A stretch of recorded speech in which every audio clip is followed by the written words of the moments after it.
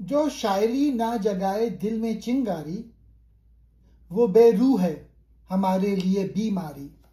इकबाल के नज़दीक शायरी सिर्फ खूबसूरती या तफरीह का जरिया नहीं, बल्कि फ़लसफ़ियाना जुस्तजू और समाजी तब्दीली का एक ताकतवर वसीला है। वो अपनी शायरी में गहरे फ़लसफ़ियाना तसव्वुरात शामिल करते हैं, जहाँ रिवायती सूफियाना फ़िक्र को जदीद वजूदी नज़रियात के साथ जोड़ते हैं।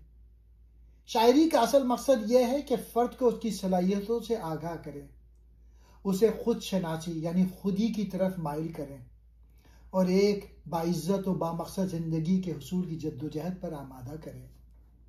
असरार खुदी में अल्लामा इकबाल जिन शायरों को नापसंद करते हैं, वो बुनियादी तौर पे वो शायर हैं जो नंबर 1 महज हुस्न व जमाल या तफरीह की शायरी करते हैं, यानी उनका मकसद सिर्फ अल्फाज का हुस्न और जज्बाती लज्जत देना होता है, मगर वो इंसान को अमल, खुदी या बेदारी की तरफ नहीं ले जाते।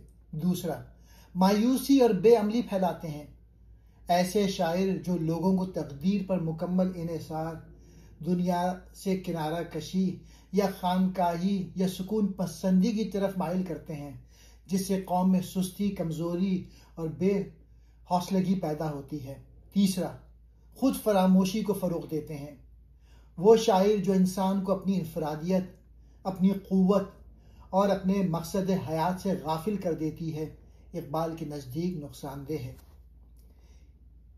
क्योंकि इकबाल के नज़दीक शायरी का मकसद सिर्फ दिल बहलाना नहीं, बल्कि एक तामीरी और इनकलाबी क़ुव्वत बनना है, जो फ़र्द को खुद शनासी यानी खुदी की तरफ ले जाए, इसमें जद्दोजहद का जज्बा पैदा करे और उसे एक बाइज़्ज़त व फ़ाल ज़िंदगी गुजारने के लिए आमादा करे।